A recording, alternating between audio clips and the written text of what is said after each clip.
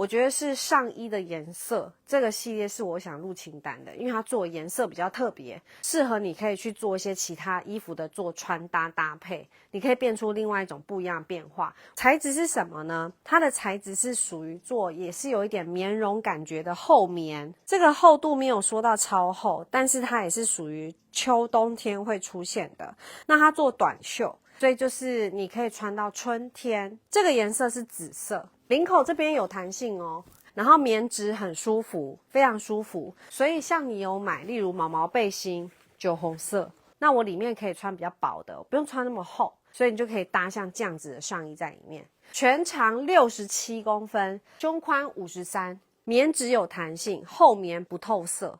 是属于很柔软的材质，很柔软的，很舒服的。然后印那个图案上去是同一个颜色，都做白色的，然后印上去的就是树啊、草原啊、马路这样子。那紫色、蓝色跟黑色3个颜色，